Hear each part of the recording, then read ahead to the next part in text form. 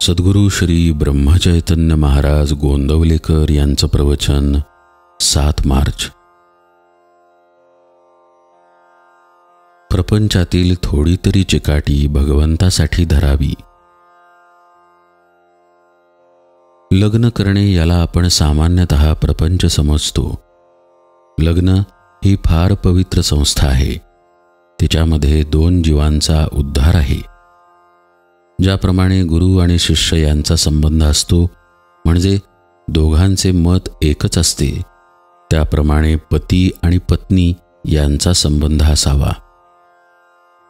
पत्नी आपले सर्वस्व पतीला देते, यामध्येच खरे पवित्रपण आहे। लग्नाचा पवित्रपणा ज्यावेळी नाहीसा होईल त्यावेळी आपल्या धर्माचा पायाच उखडला असे समजावे। आपली अशी समजूत असते की लग्न केले तेव्हा सुख हे लागणारच। जे जे परमेश्वराने निर्माण केले ते माझ्या सुखासाठीच केले असे आपण म्हणतो।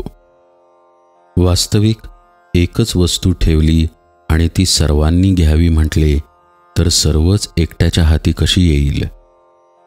बायको म्हणते, मी माहेरी 16 वर्षे तपश्चर्या केली आणि आता यांच्या पदरात पडली, तेव्हा यांनी मला आता सुख द्यावे।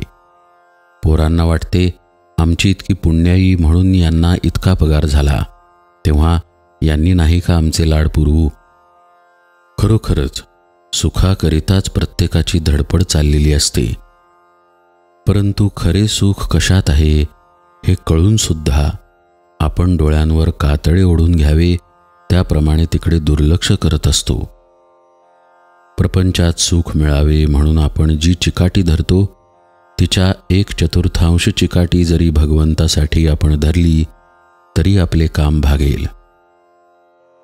आनंदाच्या प्राप्तीसाठी आपण जे साधन आज करतो आहोत ते चुकीचे आहे।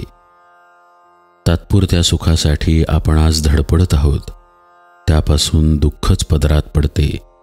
म्हणून तसे न करता चिरकाल टिकणाऱ्या सुखासाठी आपण काहीतरी साधन करावे।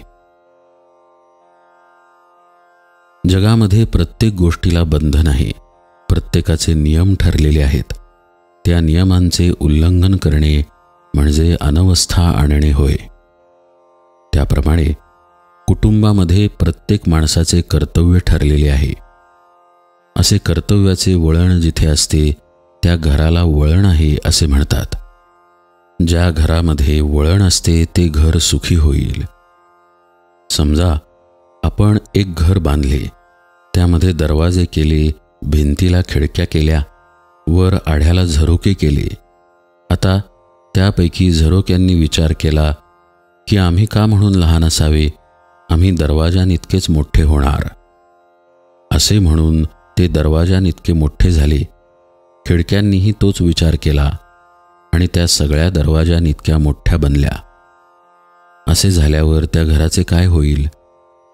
हे जसे योग्य नव्हे, तसे ज्या घरामध्ये प्रत्येक जण आपापले मत खरे म्हणतो आणि जिथे वडील माणसांविषयी आदर नसतो त्या घराचा विचका व्हायला वेळ लागत नाही। आपल्या घरातील वातावरण शुद्ध, शांत आणि पवित्र असावे।